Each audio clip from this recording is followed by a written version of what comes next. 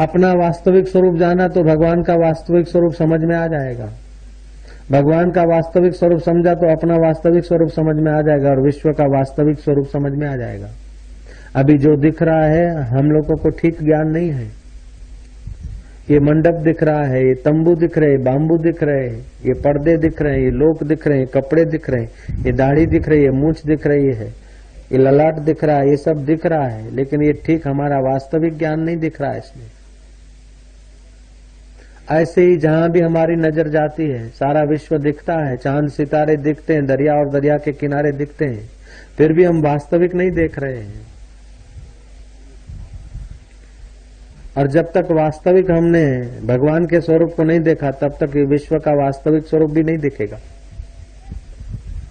विश्व का वास्तविक स्वरूप नहीं दिखेगा, विश्वेश्वर का वास्तविक स्वरूप नहीं दिखेगा, तो आप विश्व और विश्वेश्वर के बीच हैं कि उनसे अलग हैं? जब विश्व का वास्तविक स्वरूप न दिखा और विश्वेश्वर का वास्तविक स्वरूप न दिखा तो आपका वास्तविक स्वरूप आपको कैसे पता चलेगा? और आपने अपना वास्तविक स्वरूप नहीं देखा तो विश्व का और विश्वेश्वर का आप देख ही नहीं सकते। और वास्तविक स्वरूप जब तक नहीं देखा तब तक की जो भी समझ है वो अज्ञान में ज्ञान है। नासमझ में जो भी समझ है वो भी नासमझी का रूपांतर है। रात्रि का अंधेरा है, कोई लंबी चौड़ी रस्सी पड़ी है सर्पाकार होकर, एक आदमी ने देखा कि अरे ये तो सांप है, दूसरे ने कहा पागल कहीं के, सांप होता तो चलता, इतना लंबा होके पड़ा थोड़े रहता, सांप नहीं है। मैं बताऊं कि अभी अभी बारिश पड़ी है ना, वो जमीन का दरार है। तीसरे ने कहा पागल कहीं के, जमीन की दरार ऐसी लंबी थोड़ी पड़ती होगी, और ढंग के भी हो सकती है, ये तो आंधड़ी चाकण है इसलिए पड़ी है चुपचाप। चौथे ने कहा ना आंधड़ी चाकण है न सांप है, मैं सही कहता हूं कि किसी आदमी ने बाथरूम किया होगा उसका रेला है। पांचवें ने कहा पागल कहीं का, इस रास्ते के बीच कच्चे रास्ते में ऐसे कोई बाथरूम करता होगा? नहीं, मैं सच बताऊं कि मरा हुआ सांप है। छठे ने कहा नहीं, मरा हुआ सांप नहीं हो सकता है, मार के कोई ऐसा लंबा थोड़े रखेगा। मैं सच बता देता हूं, ये तो है कोई चिथरा बिथरा, कोई रबड़ बबड़ है। साथ में ने कहा यारो रबड़ नहीं है, ये तो मरा हुआ सांप होगा। चलो अच्छा कि मरा हुआ है तो जरा आगे तो जा। आगे तो जा रहा है अपना वट दिखाने के लिए, लेकिन भागने की चारों तरफ जगह खोज रहा है। क्यों? अज्ञान में ज्ञान हो गया है। ऐसे ही हम लोग मौत से भागने के लिए चारों तरफ जगह नहीं खोजते हैं क्या? दुखों से भागने के लिए चारों तरफ जगह नहीं खोजते हैं क्या? अपमान से भागने के लिए चारों तरफ जगह नहीं खोजते हैं क्या? असफलता से भागने के लिए चारों ओर जगह नहीं खोजते हैं? असफलता न मिले चारों ओर सहारा खोजते हैं। क्योंकि हम क्या है हमें भान नहीं है, इसलिए अज्ञान में ज्ञान हो रहा है और हमने अपने को कुछ मान बैठे हैं और अपने को कुछ मान बैठे हैं और अपना वास्तविक स्वरूप का ज्ञान नहीं है। इसलिए कदम कदम पे हजारों हजारों सहारे होते हुए भी अंत में देखो तो हम बेसहारे मरे जाते हैं। ये बहुत ऊंची बात है। हजारों हजारों जीवन में सहारे खोजे, हजारों हजारों ज्ञान की यात्राएं की, फिर भी अज्ञान में ज्ञान है। मैं बीए पढ़ा, मैं एमए पढ़ा हूं, मैं आईएएस हूं, मैं तहसीलदार हूं, मैं न्यायालय का हाई कोर्ट का जज हूं, मैं मिनिस्टर हूं, मैं राजा हूं, मैं महाराजा हूं, मैं साधु हूं, मैं जोगी हूं, मैं जति हूं, मैं त्यागी हूं। ये सारा का सारा अज्ञान में ज्ञान हो रहा है। वास्तविक में तुम त्यागी नहीं, तुम जति नहीं, तुम जोगी नहीं,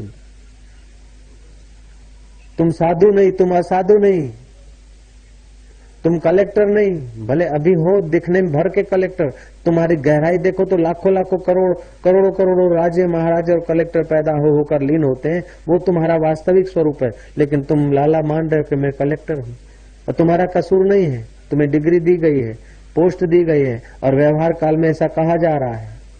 ठीक है, व्यवहार काल में तुम स्वीकार कर लो, लेकिन अंदर से तुम्हारा स्वरूप नहीं है। श्री राम।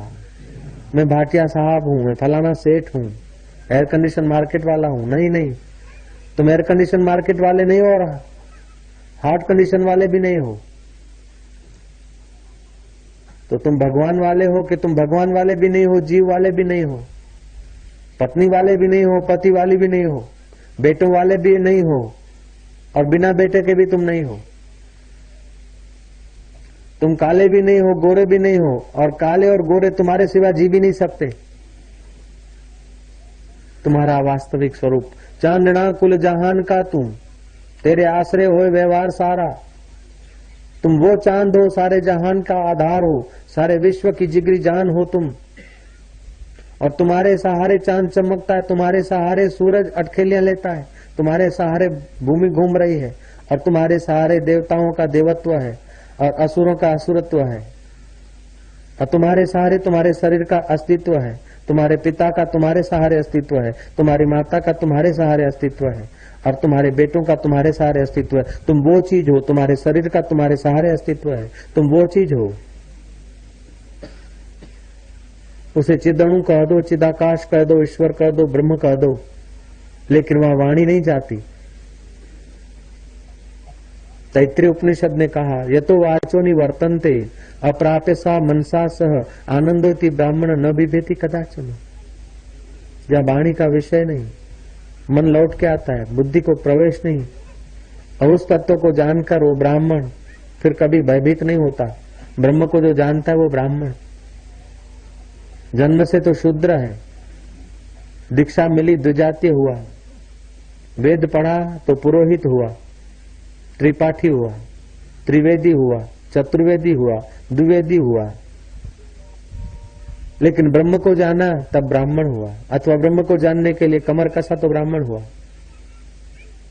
तो जो ब्रह्म का स्वरूप है वो तुम्हारा स्वरूप है, जो तुम्हारा स्वरूप है वो ब्रह्म का स्वरूप है, और वही श्री कृष्ण ब्रह्म स्वरूप बोल रहे हैं। जो अति विरक्त और ज्ञाननिष्ठ है, जिसका मन मेरे स्वरूप में लगा है, मेरे स्वरूप में लगा है,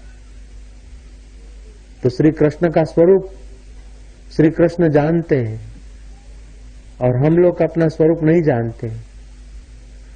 मन तू ज्योति स्वरूप अपना मूल पिछाड़,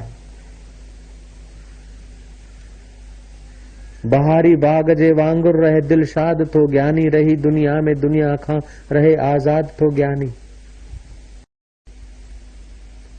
इल्म आला अकुल ऊनु इल्म जी मूर्ति पूर्ण, तो जाने सब पर करे कीन व्यर्थ तो वाद गानी। ऐसा जो ज्ञाननिष्ठ है, जिसको किसी की अपेक्षा नहीं, जब अपने स्वरूप का बोध हो जाता है ना तो अपेक्षा नहीं रहती। ये भागवत का श्लोक कह रहा है, किसी की अपेक्षा नहीं, और गीता भी कह रही है, अनपेक्ष शुचिर दक्ष। अनपेक्ष अपेक्षा आप देखने को भी बोलते हैं। जब आदमी ठीक नहीं देखता है ना तब अपेक्षा होती है, ठीक से बोध नहीं है उसीलिए अपेक्षाएं होती है, ठीक से खजाने का पता नहीं उसीलिए अपेक्षाएं होती है। ठीक खजाने का पता चले जाए हो जाए तो आप अनपेक्ष हो जाएंगे। अनपेक्ष है, उसे कोई अपेक्षा नहीं है, उसे कोई आवश्यकता नहीं है, उसे मरने की इच्छा नहीं होती और जीने की भी इच्छा नहीं होती, उसे यश की भी इच्छा नहीं होती और अपयश की भी इच्छा नहीं होती, उसे पुण्य करने की इच्छा नहीं होती, पाप करने की भी इच्छा नहीं होती, उसे सुखी होने की भी इच्छा नहीं होती और दुखी होने की भी इच्छा नहीं होती। और इच्छा नहीं है इस बात की इच्छा भी नहीं होती कि इच्छा न हो, और इच्छा हो इस बात की भी इच्छा नहीं होती। वो ऐसे स्वरूप में विराज